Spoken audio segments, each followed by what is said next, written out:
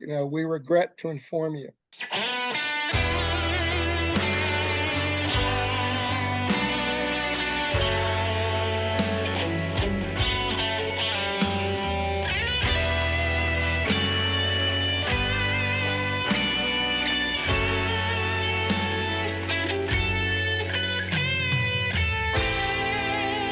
Feeling down. 2 weeks after his 25th birthday, It's got my mind racing. 2 soldiers standing on my doorstep. Thoughts I shouldn't be thinking.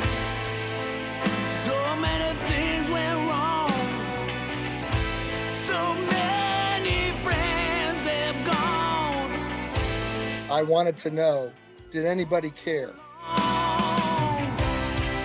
For so long, but I won't give up.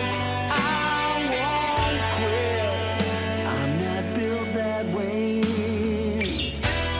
Hey everybody, welcome to the Straight Talk Yeah, Podcast with Johnny Moe, and I am Johnny Moe. And today's guest, I am beyond humbled. I have the founding member, CEO and president of Honor and Remember, George Lutz, and his good buddy Joe. Met Joe at a John Rich concert last year at a fundraiser for the Travis Mills Foundation. We exchanged information, and he liked my podcast and I like his business. So we're going to give it a shot here and talk about Honor and Remember and why they're so important. George, Joe, thanks for doing this, guys. I know it's been a cluster trying to get everything going on with life and everything, but thanks for sitting down and doing this for me. My pleasure. No, that's an honor. Thank you, Awesome. Joe and John. Great. George, you started Honor and Remember when you lost your son in 2005. That's when it first started, a part of your healing process we were talking about. Can you talk about your boy a little bit and how that process went and how Honor and Remember came about? Yeah, absolutely. John, well, my son came to me one day and said, "Hey, Dad, I joined the Army." And I looked at him, straight in the eye. And of course, he was his own man. He was married and had a child at the time. And first thing that came out of my mouth was, "Tony, you're crazy. There's a war going on. And, you could get hurt." And he said, "Dad, I've thought about it. I've explored all the branches of service. I've decided I'm going to go into the Army." And he said, "I think I can make a difference. I think I have the skills, and the personality, and I think I can make a difference." And we were going into Iraq at that time. And he said, "The women and children over there need our help." And, he was that kind of a person that was just very kind, very giving, very personable, very engaging. And what could I do, John, but give him a hug, right? And tell him Right. I was proud of him and tell him I loved him. And, but above all, keep your head down. And so what happened? Within 2 years, he had another child. He was deployed on his first deployment, to Iraq. He was so excited of all the training they had gone through. He was in a MOS called Psychological Operations out of Fort Bragg. So kind of an elite group that, were being deployed over to Fallujah area. And, I just remember going down there to Bragg the weekend before he left and taking pictures of him and his kids and his wife, and just capturing those moments before he went overseas. And what happened? 6 weeks later, 2 weeks after his 25th birthday, there were 2 soldiers standing on my doorstep. Brought him into the house, and very somberly and with very little expression, delivered those 5 very simple words that parents would never want to hear. we regret to inform you. And, that was the part, that moment, changed my life. It completely changed my life. Changed it in a direction that I never expected, never could plan for, never could anticipate, didn't think would ever happen. And there it was in my face. As a dad, you try to fix everything. As my wife's always trying to tell me, I just want you to listen. Don't try to fix everything. And Yeah, me too. this is the this is the one thing I couldn't do. Right? There's nothing Right. that I could do to make that situation different. Right? And so, what do you do with that information? As a parent, I did not have any military background. I was never in the service. I was probably a typical American, right? If it isn't in your face and it doesn't affect you personally, then I don't want to know about it, right? Yeah. Going into the Army was just his job, just like, my other kids have jobs. And so I never gave any thought about it until that moment when he didn't come home. And all of a sudden, I wanted to know, did anybody care? Right? Does anybody even know about it? Does anybody even recognize that he gave his life? Right? And so I was on this journey of healing, of grieving, of trying to figure it all out, trying to figure out what I was going to do next. And one of the things that interrupt me at any time, because I can tell you the whole story for an hour. So No, if you you have a talk question, just away. jump right in. You talk away. And so one of the things that I realized was that I wasn't the only one going through it. Right? I had this understanding, right? All this revelation, if you will, not that it was a revelation, but a reality that other families had lost loved ones too. And I Mhm. never gave them any thought. I never thought about that before him. I never thought about other men and women, other sons and daughters not coming home. And so that touched me. I mean, I began to realize that was happening and had happened for generations. And so I wanted to find these other families and I wanted to interact with them and I wanted to hear their stories and I wanted to know that how they got through it and what they were going through, and not just yesterday or a week ago or a year ago, but how are the parents from Vietnam getting through it, right? How are these generations of families dealing with this loss? So one of the things that I did and started to do was I live in a military town, a very big military town, and there was a lot of funerals after my son. I mean, we were still over there. This was '05. 05 and '06, '07 were horrible years in Iraq. There were a lot of casualties. Yep. And so every time I heard of a casualty, I would go to the funeral. I'd find out where the funeral was and I'd show up at the funeral. And and I started meeting these families. And I started to have dialogue with them. And I started to hear their stories. And I started to hear about their loved ones. Why? Because it helped me, but also because I wanted to let them know that they weren't going through it alone, right? That somebody else had been there before them. And so I did this, John, for 2 years. I went to funeral after funeral. And then I started getting families together and meeting each other and trying to, form these community bonds, right? Because we're all in this club that nobody wanted to join. And there's no way out of it. So you're by default, you're in this community, right? And some people are, horrible people because they were horrible before they lost their loved ones. They're still horrible people afterwards. But there's a commonality, right? Right. Right? There's a commonality that transcends, personality.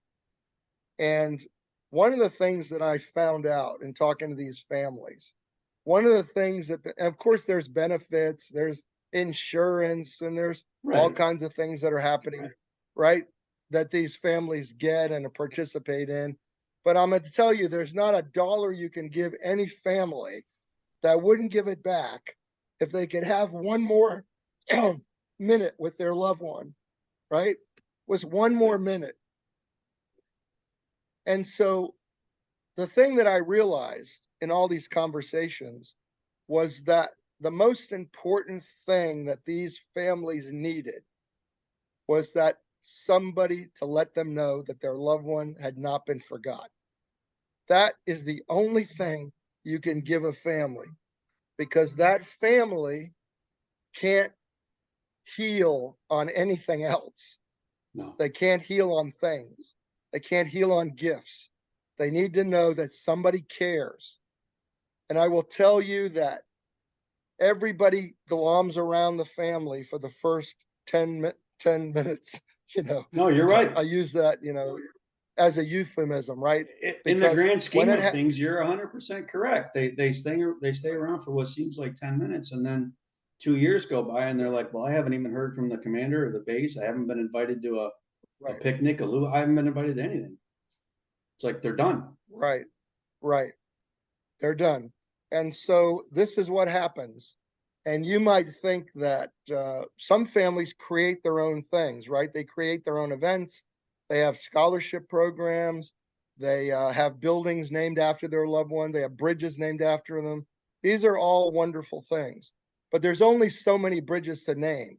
And there's only so many post offices, right? There's a Right. finite amount of things that you can do for a family to make their loved one remembered, and then it's only limited.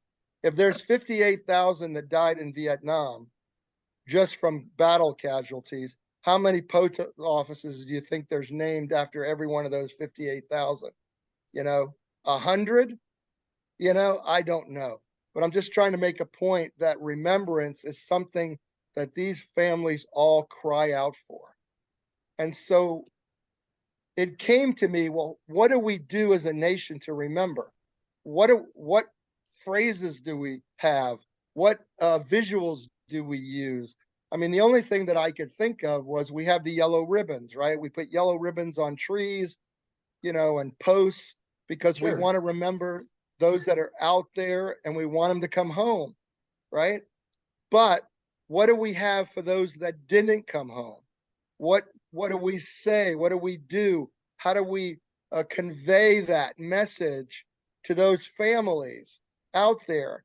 And so this became my mission, to look for some way that we remembered not just the names of those who gave their lives, but the families who are still grieving every single day for the rest of theirs, right? And I couldn't find anything, John. I mean, I defy you to tell me what we do in America to remember collectively our nation's fallen. Now, you can Right. tell me we have Memorial Day, but that's BS, because Memorial Day is just a holiday for most people. Right. Not many people understand it, not many people get it, not many people celebrate it. It's a I'm very talking about in the Yeah, it's a tough in the weekend for a collective, lot of us. right? Yeah, in the collective, it's the Right. unofficial start of summer, barbecue season, boat season. July 4th is Right. 6 weeks So you've got your away. Yeah. active duty. You have your active duty. You have your veterans who get it. You have their families. But what percentage of the population is that even? You know, what Yeah. percentage of that? So take Memorial Day out of the equation. And if you do, then we literally have no way in America to remember our fallen. No way at all that I can think of Mm-mm. that we all participate in to send one common community message. And so if we have no way of recognizing the fallen, but again, especially their families, right? Then why the heck do we live in a free country because of these men and women who've given their lives, yet we do nothing to recognize them and do nothing to put forth a message of appreciation for their sacrifice. So that Right. really kind of sunk into my brain to the point where I thought, well, how do you change that? You can't just tell a good story. You can't write a book. You can't put a news flash on, CNN. I mean, I don't even care if it's, look what happened in 9/11. I mean, that was quickly forgot. Very, very quickly. So what do we do in America? My thought was, how do we fix it? Were you mad? Were you mad I that you had been forgotten? No, I wasn't mad. I wasn't mad. I was hurt. I felt oh, I don't know.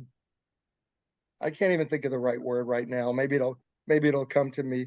I want to Forgotten. say I want to say used in a way, but I think in some ways that being we what's that phrase? From a grateful nation. Yeah. You know, I don't always feel that that's sincere, and I feel like we get a lot of lip service, but we don't get anything that's of value for that loss. You know what I'm saying?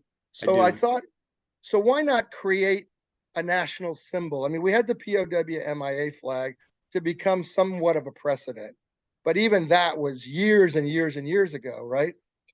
So why not create a national symbol? Amen. I see. Amen. So create a symbol by which all of us had a way to send a message of appreciation to the families who had lost their loved ones in honor of their loved ones. And if we all did it and we were all on the same page, wouldn't that show a collective, sign of appreciation? Wouldn't that Absolutely. send wouldn't that send a public message recognizing our fallen and their families? Who wouldn't be on board with that?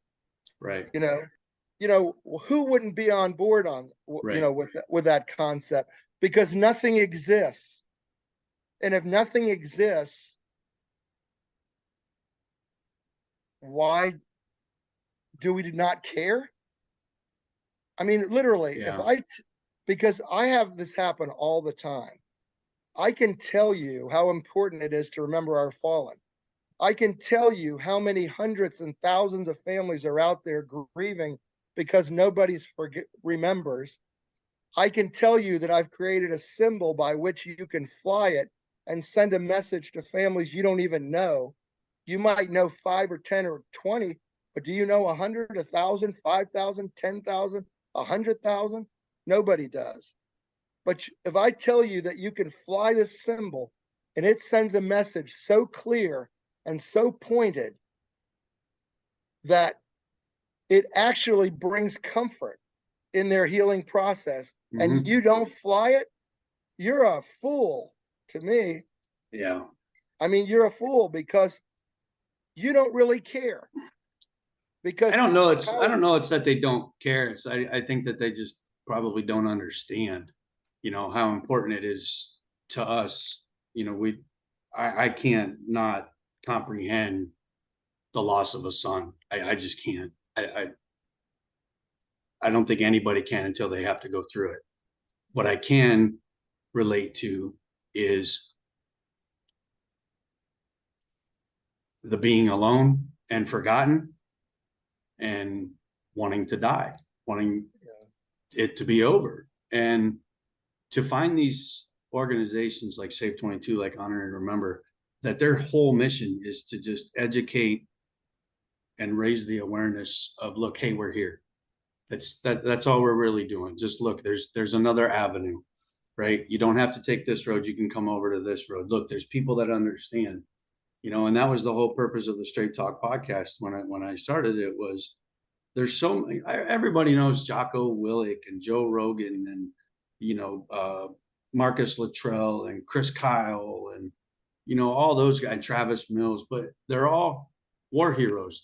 And they don't like being called that. And I've met those guys and they don't like that. And I understand that. The heroes are the ones that didn't come. I don't flood my email box telling me I'm a horrible human being or whatever. what about the regular guy?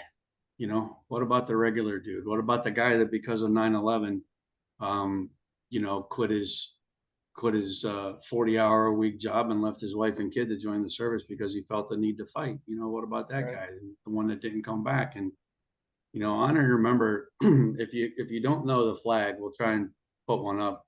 Uh, There's one it's bright behind red Joe. with a bright gold star right in the middle of it. You know, you can't miss it, and you're gonna look at it when it's there. Yeah, that's for a motorcycle, isn't it? You got That it. goes on a green golf. That's actually a golf flag, but yeah, it'll work for motorcycle. Oh, okay. Yeah, the golf flag. Yeah, The the golf pin pin placement. flag. Yeah. Great. Let me tell you a story, John, just that might relate to your audience. All right. So in 2004, a PSYOPs team in Iraq ran over an IED. Actually, they were attacked by an IED truck that just rammed into them and blew up. Um, three soldiers were killed. Two soldiers and an interpreter were killed, and one soldier was severely wounded. He came back to the States, didn't even know what happened. He was so severely wounded. For the next 2 years, he underwent severe rehabilitation, physical, emotional. Barely could, he didn't even realize what had happened to him or that he lost his buddies. He did not know what to do. Right? He had not contacted the families, but one of the things that he wanted to do more intently than anything is meet those mothers and say how sorry he was, right? Yeah.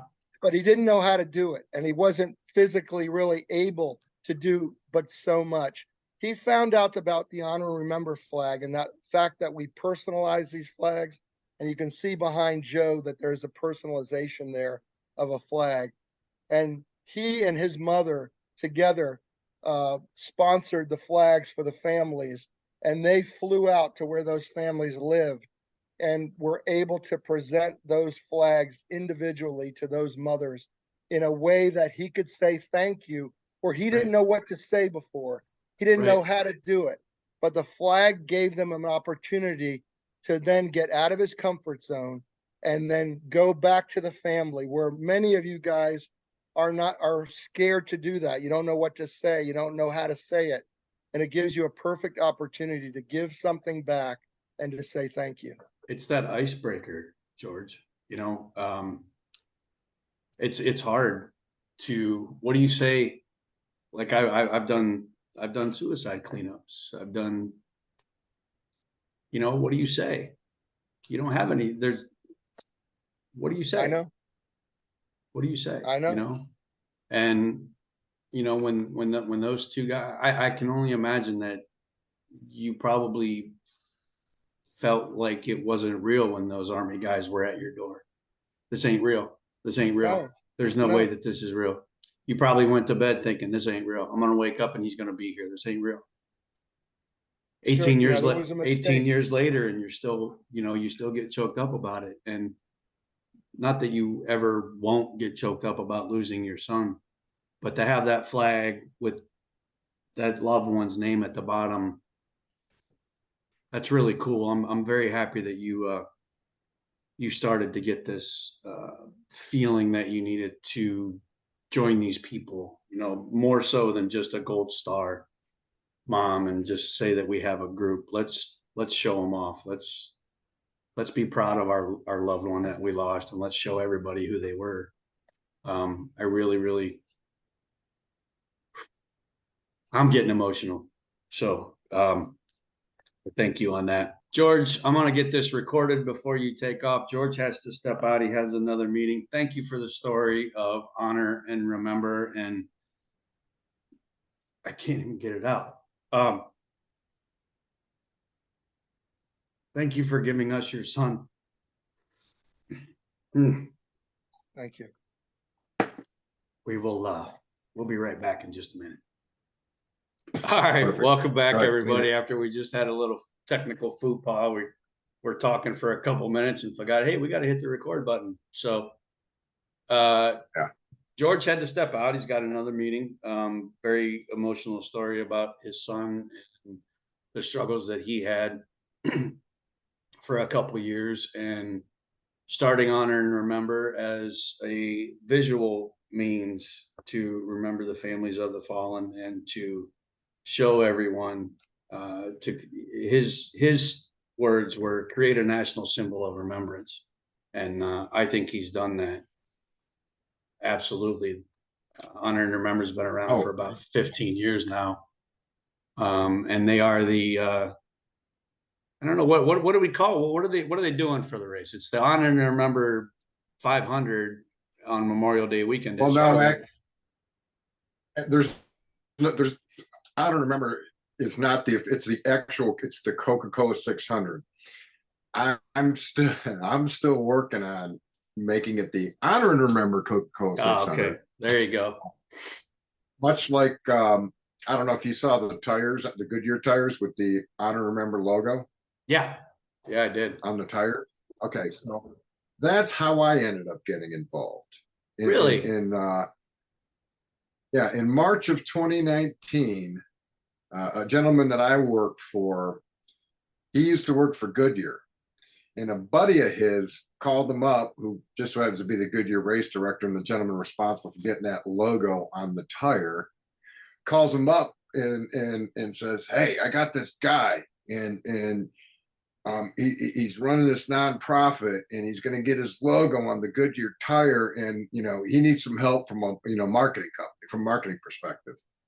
I didn't know anything about it at that point. He's talking, but my boss Steve, he says to his buddy, he's like, "I got just the guy for it," because he knew how much I was always into anything military related, anything.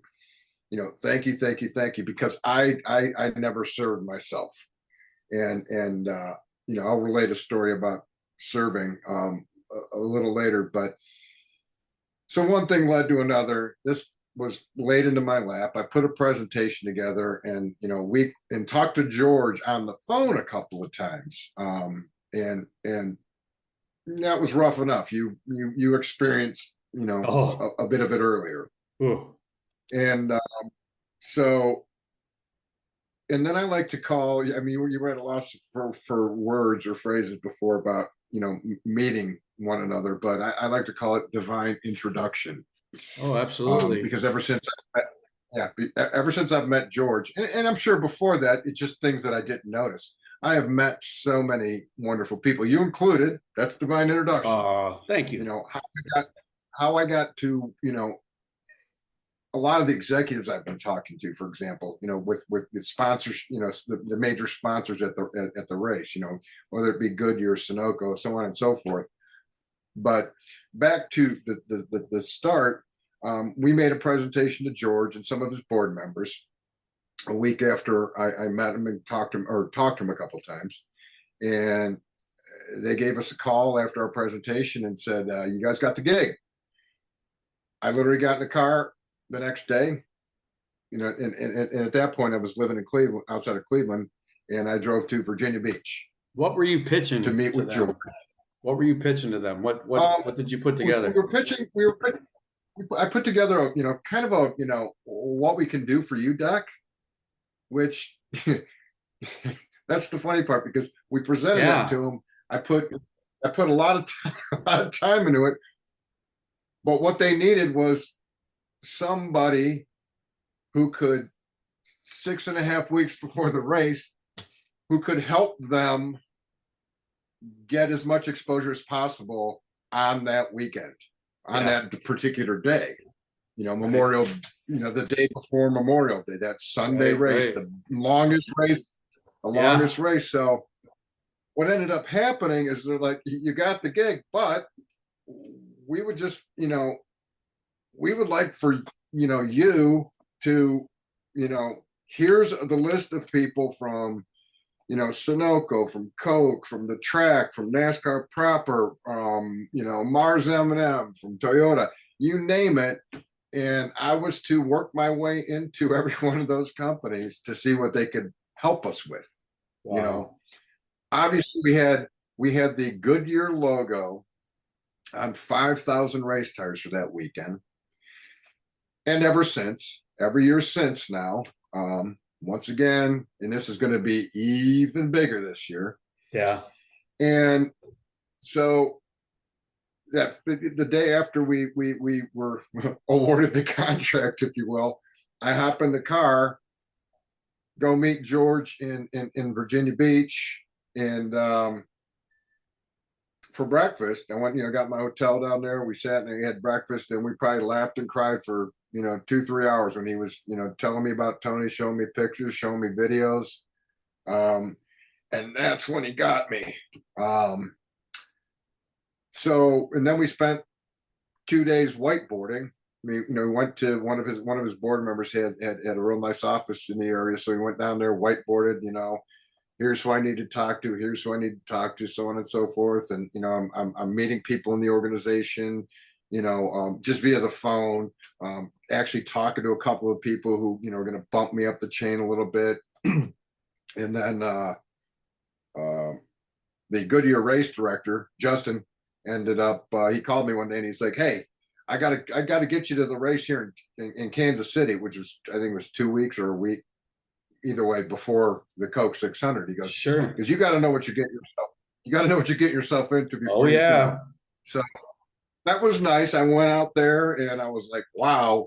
And Justin turned out to be an incredible resource. So I have to ask before you get too far into this and tell me about your first meeting at NASCAR. What did you do before this? Like, how did you get with George to get involved in this, to go from nothing to one of the fastest growing, most observed sports in the country? How'd you do that? My background is very eclectic, but as of late, as in the last 20 years, I was working for a very, like, call it a boutique marketing company. Okay. Small company, specializing in automotive, the automotive aftermarket or automotive car care industry. So you were into cars a bit and marketing and that genre of individual, I guess, already. So it wasn't completely odd to you. Right. Well, and it was my boss that ended up getting the call. He used to work for Goodyear, so but I don't think he'll laugh if he hears this, but I don't think it was sexy enough at first for him to do, to be the point guy, and he passed it off to me, and I, he knew my passion for veterans, knew my passion for everything patriotic. So it was like, here, Joe, go with it. This is right up your alley. Go have it. Right. And what he ended up doing too is he basically, he paid my salary for that 7 weeks before the up and through the race to focus on nothing but, so that was 2019. Now George popped back in, so you want to re-engage George? Welcome back, George. But Joe's telling me about his first weekend at NASCAR in 2019. I think it was Kansas Motor Speedway or something. Well, we're leading up to that. So yeah, I did the Kansas City thing, but in the course of that time, there were a lot of different meetings, and I think you already know, John, that I'm persistent. George already knows. I'll probably ask. Yes. Yeah, I'll probably ask anybody for anything. And one of these days, I'm going to look up the original email that I was working on with one of the track executives, because I'm like, what can we do for the Gold Star families? Can we get them their own spot during the race? Can we do this? Can we do that? Can we do the other thing? And we had a meeting one day, and he's going down the list, and he's like, well, we could do this. Oh, this one's covered, not a problem there. And then he gets to this one, and he's like, that's something we probably can't do, but we kind of think we have a better idea. I'm like, I'm all ears. And he said, well, what we're thinking about doing, the race is in 4 stages. We're thinking about stopping the race at the halfway point at the 300-mile mark, pulling all the cars into pit road, turning them off, and having you guys bring out that giant honor and remember flag you have with a lot of names on it, and have a 30-second moment of remembrance. And I don't know if you saw the video that in the link that I sent you a while back, but if you dig up that email, or I could send you another one. I was standing right next to George when that happened, and that has to be one of the most it is probably the most powerful moment in my life, aside from my son being born. I bet. To see that happen, to see those cars in the middle of that race, and that huge grandstand, all those cars in that place went quiet. Yeah. For 30 seconds. Yep. And I had the privilege of standing right next to Jordan. I do remember looking over at him and telling him how proud Tony was of what he's been doing. What was your his son? What was your reaction to that moment, George? Because you'd been around for about 14 years, 12, 14 years at that time. What was your feeling when they brought that big flag out? It was, just a moment of awe. I mean, just to, to be in that presence of so many, for that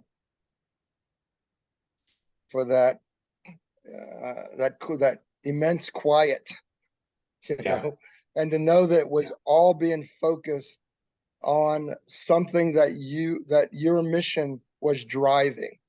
I mean, to me, right. It was a punctuation on really years of pouring honey in people's ears, saying, hey, you got to remember the fallen. You've got to think about the families. You've got to think, in terms of sacrifice, and to have that people actually activating right in the background to make all of those tick pieces all those fit. boxes. Make everything work. Right? Yeah, it was no small feat. No. To the moment where it was really happening, and something that you aspired to envision was really, it was mind-blowing. It was honestly mind-blowing. Yeah, awe-inspiring. I'm sure you were outside yourself. It's humbling. It's humbling because it's not about me at all.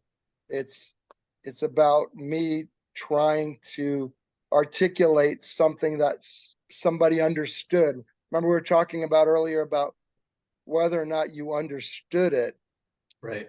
Well, I really got the feeling and the validation that somebody understood it in a really big way. Validation. I think that's the key word. That's the big word right there. You were validated that your dream was important to others, and it had come to fruition. And you were standing in front of, how many people does Charlotte hold on that weekend? 100,000 people. Almost 100,000 people. Yeah, that's crazy. That's crazy that 100,000 people just go quiet for you, and national TV for 6 hours. Millions of viewers. Millions And they of viewers. They carry the whole thing. Yep. No commercial break, nothing. Oh, so kudos to you guys, man. That's amazing. And one other thing I'd like to toss in there, George, is that particular flag that was marched out onto the field by a junior ROTC group. That flag has the names of, I don't know, George, probably over 1,000 by now. I think at that point it was over 700 names. And any family, any Gold Star family in the presence of that flag, when it's jumped in wherever it is, they can take a Sharpie and put their hero's name on the flag, and typically they put their name on it, the date they passed, in a quote or something. Yeah, and we're going to bring out the bigger flag this year, the really big flag, And I think I've talked him into letting all of our Gold Star families go out there with the flag as well. So let's that talk flag about is that gonna, weekend. yeah, Let's talk about that that. How flag's big gonna is be that held. flag going to be, and how many families are you having at the race? It's 6,500 square feet. Holy cow! 65 by 100. Yeah, it's 65 by 100, Oh my and gosh! it's gonna take probably, I think they figured about 60 plus people to hold it. Probably more. Oh, Let's see, it's three. that's not the one from last year. Oh, it's the No, bigger, no, it's no, the, no. it's the one that was in the grandstands. Yeah, it's the bigger Wow! one. They didn't want to bring that big one out because they felt like it would take too long to get it out there because it was really big. But I convinced them that we could do it fast enough to not interfere with their timeline. And Wow! when I talked to NASCAR about it, they said we'll make it happen. If we have to stop the race a little longer, we will. So they're really on board. But That's we're gonna amazing. bring, right now, I'm not sure, John. I think we're gonna have probably, let's see, 10, 40, between 40 and 50 family members that we're bringing to track. So from that standpoint, we'll be in charge or responsible for hosting that Right. collective group, and we'll we'll get them all out on the field holding that flag. I'm sure. I'm But sure that every NASCAR team is going to have somebody there. You know, they will. definitely the big teams. You know, I don't know if you know this or not, but Mike Harmon, you know, the legend in the Xfinity series, he joined up with CHK Racing this year. They have a joint venture, and Save 22 is partners with them, and we have our symbol, our symbol on the, I think it's the C pillar, or D pillar, the back C behind post. C C post. post. Yeah, it's back over there behind the rear window on the drivers and passenger sides. So we get to see that. You know, they've had a rough go of it in the Xfinity series this year, trying to make races and things.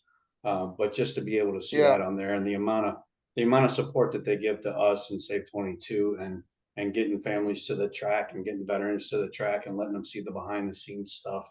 You know, NASCAR has always been a part of my life. I actually have a competitor's license from 1996, 1995. Winston West Southwest Tour out there with Chris Trickle, Chuck's nephew, and unfortunately, Chris was shot and killed some years back, and didn't get to see his NASCAR dreams come true. But I've had my toes in the water in NASCAR for many years, off and on, and now I deal with Iggy Six Motorsports and the FR America Series with Scott Goodyear's heading that up. You know,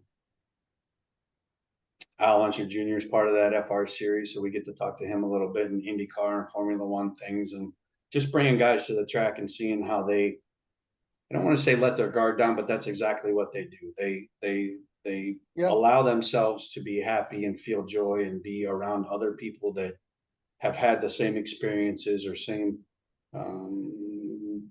dreams, passions, you know, fun loving things with cars, and to have them out there and for them just to say thank you at the end of the day is amazing, and it's very, very rewarding. But I am going to ask you this tough question. If you're anything like me, you could help 100 families in one day. You could meet them, you could cry, you could laugh, you could give them all a flag for their loved one. When you wake up the next morning, you don't rest on that 100 families that you helped the day before, do you? What's next, right? What's Let next? me, I got let me to do tell you, more. we present an average of one flag a day. So that Oh, you're frozen up. Everybody locked up. No, don't. I'm here. Okay, say it We're here. again. You present one flag a day on average? We present on average of one flag a day. and close to 5,000 flags have been individually presented, over the course of, our time period. And That's so amazing. we never stop honoring families individually and remembering their loved ones by name. And we're constantly looking for venues to be able to present flags. And so, yeah, no, it's never enough. There's, No. there's, there's, there's too many families, missing, 5,000 flags. If you look at the fact that we've had nearly 7,000 casualties just in the war on terror, I haven't even reached all of the war on terror families, Right. let alone a lot of those flags that we've presented have been to past generations. Many Vietnam era, many Korea, Gulf War, Beirut, all kinds of World era War II. of Wasn't families. wasn't that what John Rich's flag was for? Wasn't that his? It was his His grandfather. grandfather. Yep. Yeah, Was a World War II World tunnel War rat. II vet. Yeah, Yeah. tunnel rat. Right. Yep. So Oh. we never can stop. I mean, I won't stop, probably, well, I won't stop till I'm in the grave, but I won't slow down until there's legislation that has adopted this flag in all 50 states. We haven't talked about legislation, but we have gotten legislation, which means that officially, by political uh, uh, Decree. interference, intervention, we have this flag has been adopted as a state symbol of remembrance in 26 states. Over Wow. half the country has made this their official state symbol of remembrance. And notwithstanding, we've had 5 bills in Congress to make this a nationally recognized symbol of remembrance, which we have yet to achieve.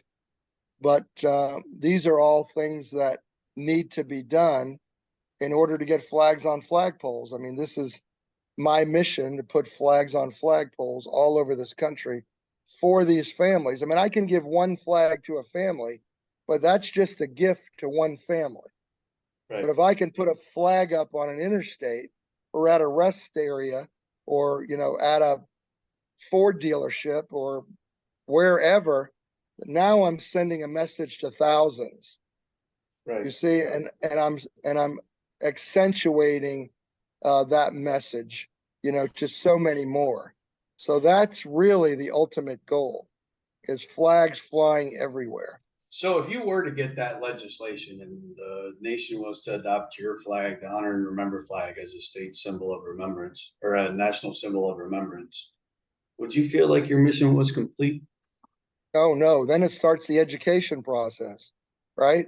Now you've got to let people know it's the official symbol of remembrance. I see, school, education programs, that embody understanding sacrifice and what it means to be patriotic and what it means to serve your country. I see billboards all over America. Remember those billboards that you used to see that said "God loves you" and God is watching, and you never knew where they were, but they were all over the place and they were kind of anonymous. Well, I see kind of the same program, which literally could be happening now. A billboard that just has the honor remember flag, and underneath, in tribute to our fallen military and their families. Just a simple uh, Right. connection between a symbol and a message.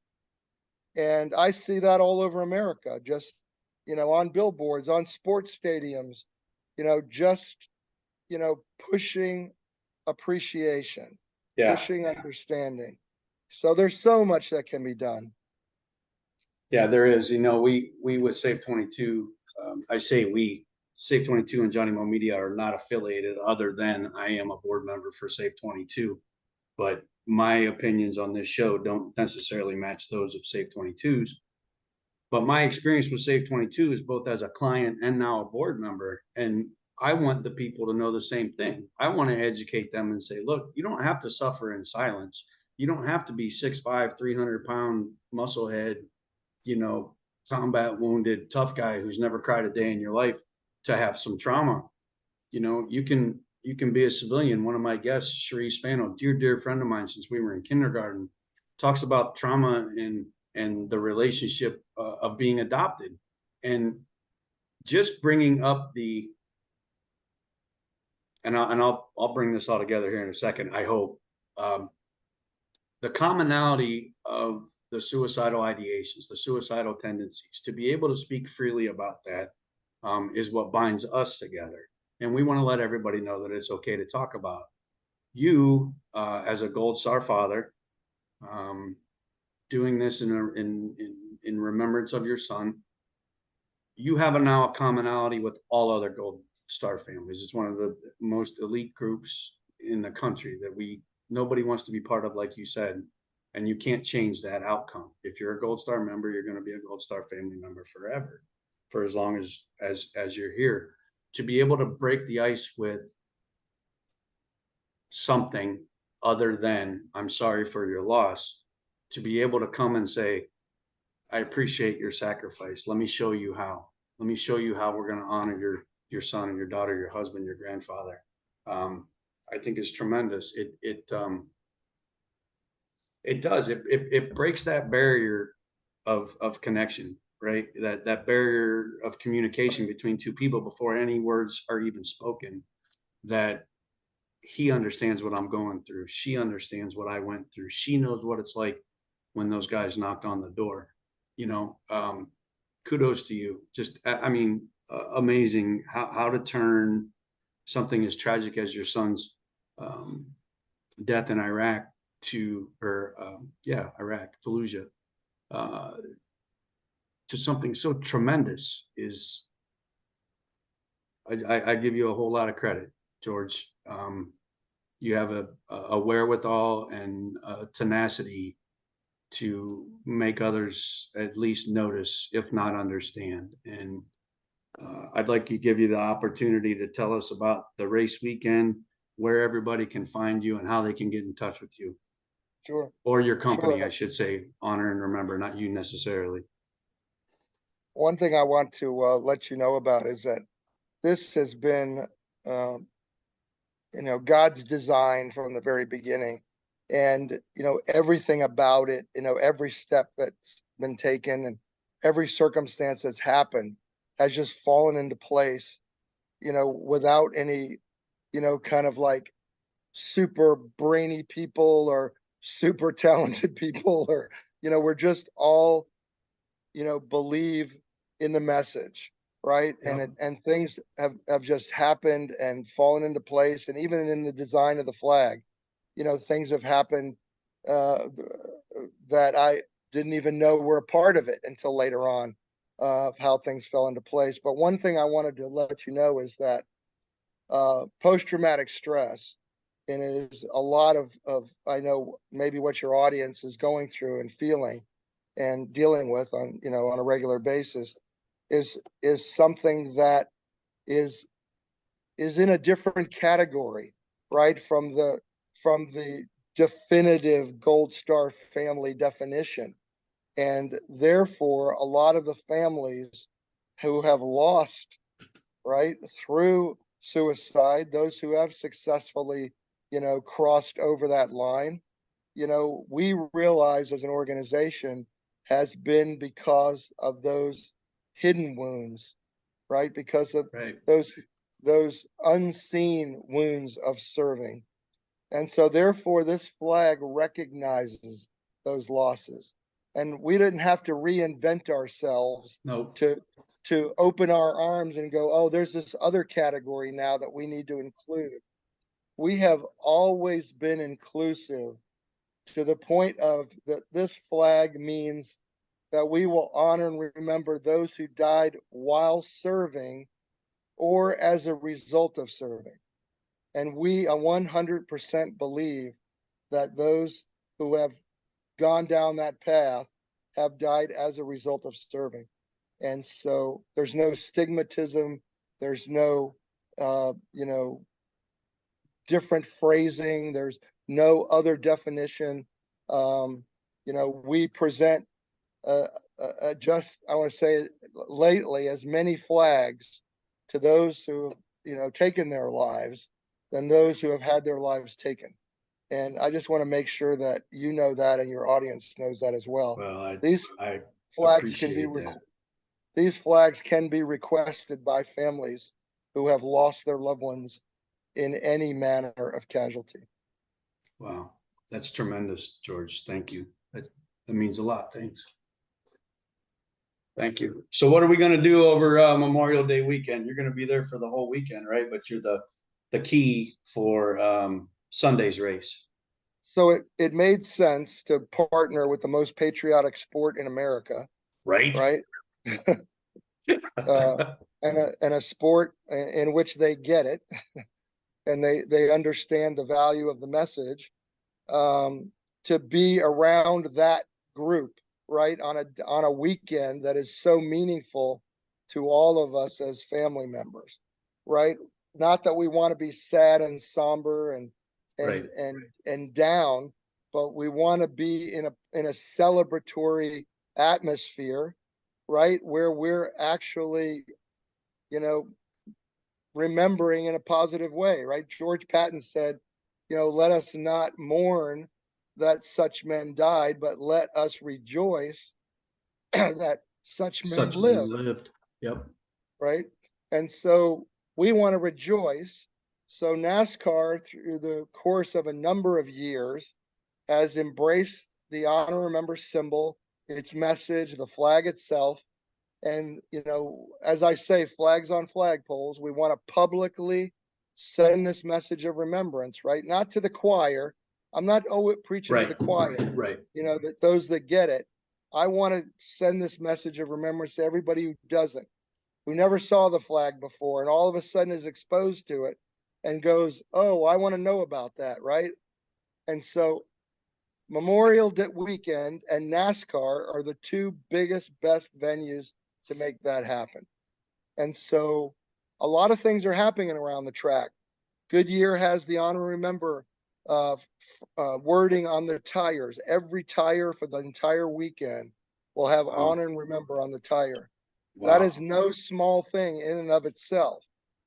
Now, is that for all three races going on? Yes. So the Truck Series, the Xfinity Series, and the Cup. The Cup. Man, I'm gonna have to get a hold of Brandon on that Xfinity team and get me one of them tires. All three series. So all of the haulers will be flying honor remember flags on all the haulers. The pace cars will have honor remember on the side of the pace cars. All of the officials, the NASCAR officials, will have honor remember patches on their uniforms, and they will be having decals on their helmets. Amazing. I am Go ahead. I was going to say, I'm going to be in tears just watching that on Sunday, knowing that I got to talk to the guy that started it. You said yourself that it's all God's work, and I'm not a religious individual. I'm definitely spiritual.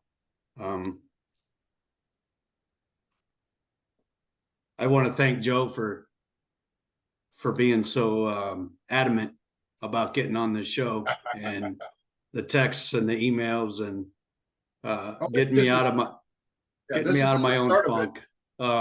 I can't wait to see what it has in store for all of us, Joe. I really do. I think between Honor and Remember and NASCAR and the FR series and Save 22 and our hike, and hopefully one of you guys can make it down to our hike in Massillon May 6th. That'd be fantastic to have you down there. Man, I can't wait. I can't wait.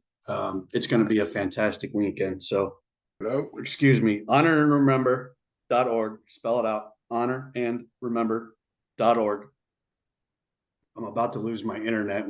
I'm recording from New Hampshire in a hotel right now where I'm working. So, I'm going to have to probably shut this off. Yeah, this thing's a big fish. But listen, thank you. And I hope someday to be able to shake your hand, George, and thank you in person for all your sacrifices showing and for all your work that you've done to make sure that this nation does not forget about its veterans and the families that are left behind. And Joe, the work that you do and not even have a military tie, military service is amazing. So thank you for remembering us. I'm going to get all emotional again. So honorandremember.org, CocaCola 600. It's going to be all over the whole weekend. I think the truck race is Friday night, the Xfinity race is Saturday afternoon. NASCAR Cup race, Xfinity Cup race is Sunday at 6. I think it starts. Yeah, I'm not sure at the time. It's in the afternoon, late afternoon. Yeah, I think it's Sunday at 6, and I believe it's on Fox. Yep. So and then we're going to hope to edit this week and get it out for you. Maybe 5 or 6 people listen. Get a flag. I will get a flag. I will absolutely get a flag. Everybody. It fills up again. George is trying to say something. Everybody get a flag about something. Another day. I say everybody listening should get a flag. George is saying everybody should get a flag and fly it. So go to honorandremember.org and order your flag today. And if you so choose, you can find a family in need of a flag. Or sponsor a flag for a family that's already set to the government. Sponsor a flag, donate a flag, fly the flag in your house. And you don't have to have a name on the bottom, correct? You just say, remember. If you just want to remember, the name at the bottom is a personal motivation. That's an option. You guys are fantastic. Thanks for taking the time. Appreciate you working with me and the patience with this wonderful hotel room we're getting built here.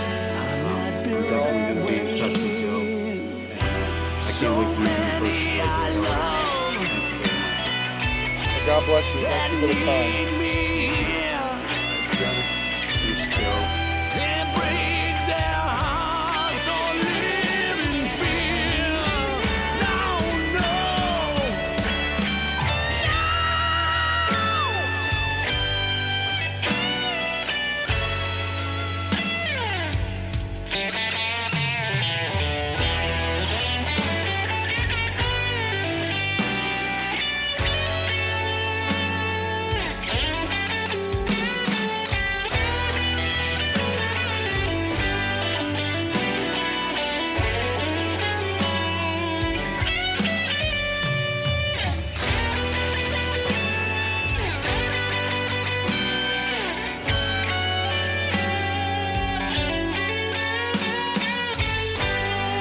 Lessons I've learned, mistakes I can take back, won't do them again.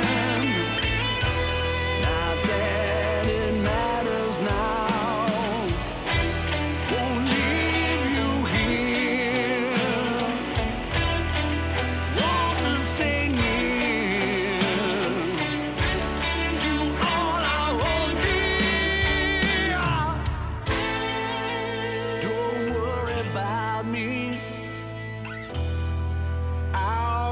Fine.